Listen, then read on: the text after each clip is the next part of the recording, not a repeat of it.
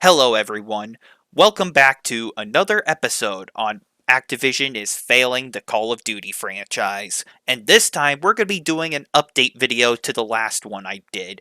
So, a couple weeks ago, I made a video talking about Black Ops 7 and I gave my thoughts and opinions on it. And it turns out some of you lovely folks seem to agree with me or have a similar opinion to mine to where Black Ops 7 is just not looking too good. So, as of now, a couple weeks have passed, at least by the time of the recording of this video. It's been about like 3 weeks since the reveal trailer for Black Ops 7 came out, and everyone has just been absolutely dunking on the Black Ops 7 reveal trailer, and they've been just absolutely going bananas. Not in a good way, but in a bad way for this game. So for this video, I just kind of want to touch up on this subject a little bit more, and I kind of want to talk about Black Ops 7 a little bit more in this video because it just seems like a lot of people are absolutely just trashing on Black Ops 7, and rightfully so. And it just seems like there is a lot more negativity and a lot more hatred for this reveal trailer, if not for this game.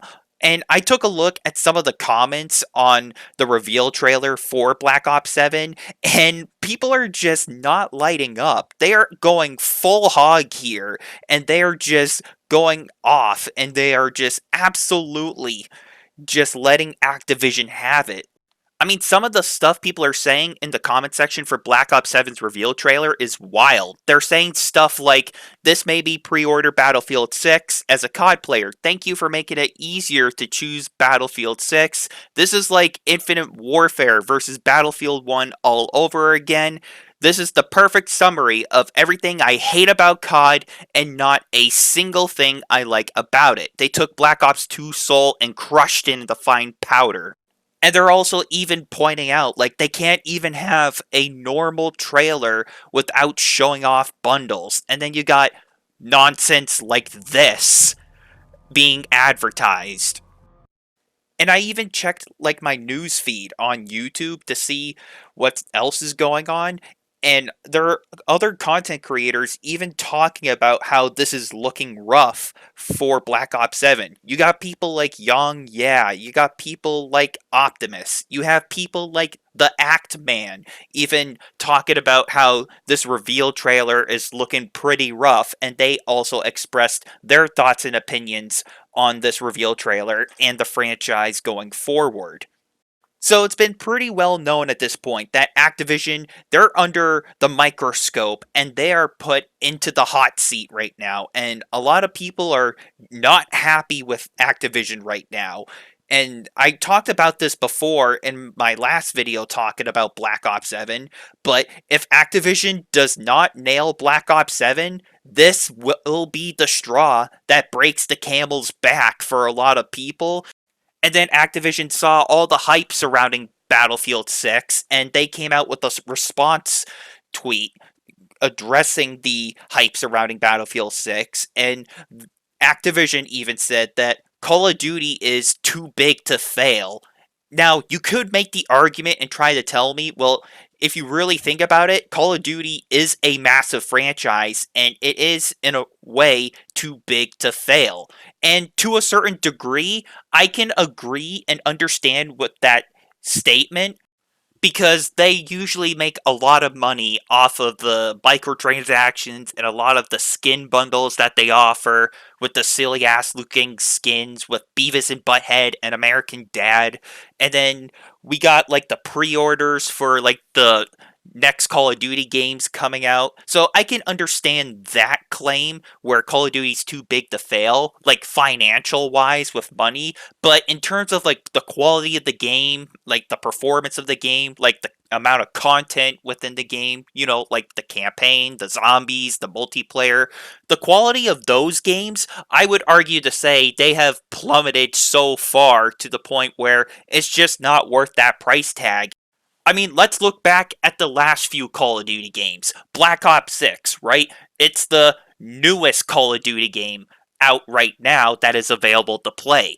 Now keep this in mind, Black Ops 7, it's still in development. Black Ops 6 is the newest Call of Duty game out right now, and it's one of those Call of Duty games where the longer that life cycle went on, the worse the game got, especially with the quality, the security for online multiplayer, the horrendous cheating crisis that has been infecting Black Ops 6, the quality of the game. Like, Black Ops 6 life cycle has just gotten worse the longer it just continues on. And then we look at the previous game, right? Modern Warfare 3's reboot, one of the worst Modern Warfare games, if not one of the worst Call of Duty games of all time, because the campaign was called into heavily question by the community and by the people playing it.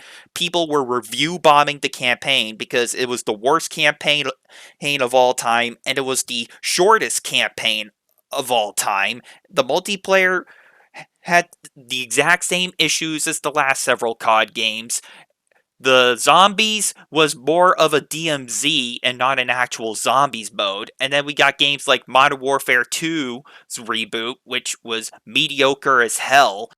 And then we have games like Call of Duty Vanguard, which we don't even need to talk about Call of Duty Vanguard. We don't even need to begin to talk about that born mistake, piss stain, sorry disgrace of a video game. The less said about Vanguard, the better.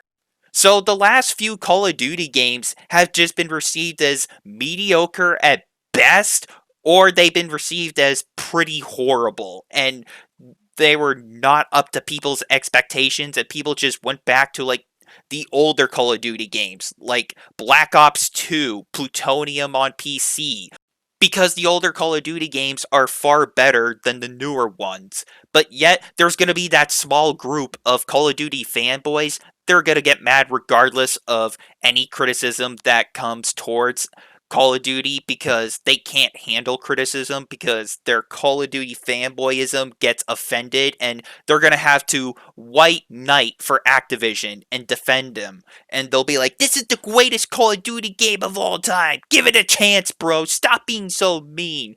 And then they're just going to continue to defend Activision like the brain dead, mind controlled zombies they are.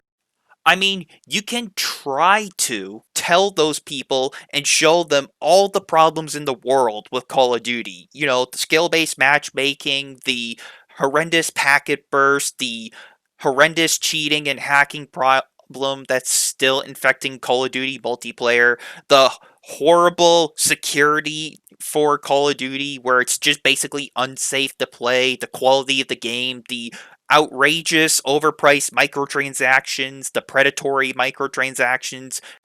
Those people just don't give a damn, you know what I'm saying? Because it's Call of Duty and that's all they play. So we're at a point where the Call of Duty fan base is, I don't want to say fractured, but it's been divided. Like, you have the OG people, like myself, who played Call of Duty from the beginning and we don't play it anymore.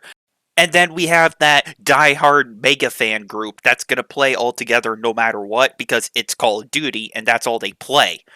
So, the next thing I want to talk about is they can't even show off trailers without showing off bundles. So, this is the way I see Call of Duty now, and I think some of us can agree on this, that Call of Duty is just more of a glorified shopping mall than like an actual video game itself. Like, Call of Duty is just more of a walking advertisement, and it's just riddled with so many microtransactions to the point where it's basically not even a video game and it's more of a digital shopping mall with AI slop sprinkled on top of it just to make a quick buck off of people.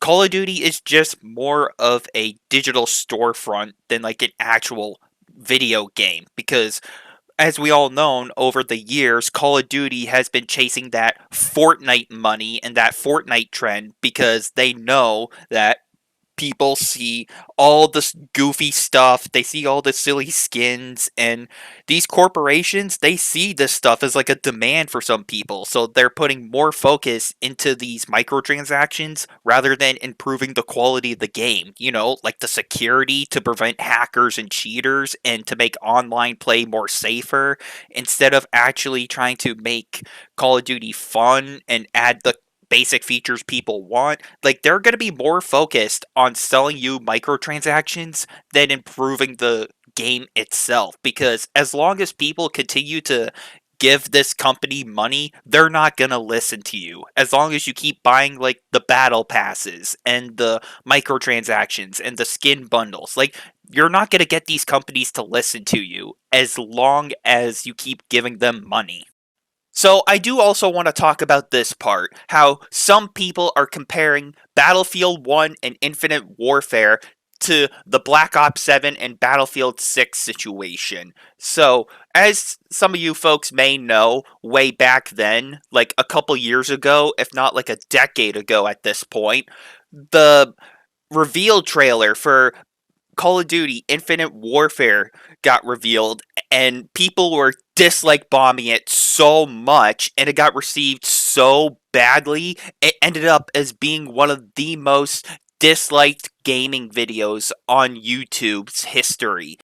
And still to this day, it's one of the most disliked gaming videos on YouTube. Now, this is the way I see Battlefield and Call of Duty. Now, this is a classic rivalry that has been happening since like the beginning of time. Let's say if Call of Duty slips up one year and it ends up as like a piece of crap with Infinite Warfare, and Battlefield comes out with a good Battlefield game, like Battlefield 1. First person shooter fans are going to flop over and transition to Battlefield 1, and that game will be the top dog, and Battlefield 1 will dominate for that year. And let's say if games like Battlefield 2042 flopped up the next year, and games like Modern Warfare 2019 came along, people from Battlefield are going to transition over to Call of Duty, and they're going to be playing that game for that year, or they'll end up playing something else. And then we got Black Ops 7 and Battlefield 6. So obviously, both of these games are still in development. People were really happy with the beta for Battlefield 6. And right now, people are absolutely hating on Black Ops 7 because they already know what's going to happen. So, if Black Ops 7 drops the ball hard this year and it's just as bad as everyone says it is, then people are just going to transition over to Battlefield 6 this year. And it looks like that's going to happen. It just seems like history is repeating itself here with Infinite Warfare and Battlefield 1 situation. And if you really think about it, that's exactly what is happening right now. History is repeating itself, where people are getting sick and tired of the quirky ass nature of Call of Duty because they're trend chasing like they always do, and the first person shooter fans are just gonna transition back to Battlefield because Battlefield is going back to their roots of being a realistic modern first person shooter. It's just a wild situation to see Call of Duty get itself into, because now people have a chance to actually enjoy a actual realistic first person shooter. And if Battlefield 6 delivers what they promise, then I can see Battlefield just stomping out Call of Duty this year. Now, in terms of like sales and money, will Battlefield 6 dominate in that department as well? I guess only time will tell, so we're just gonna have to wait and see how the sales go for Battlefield 6 compared to Call of Duty.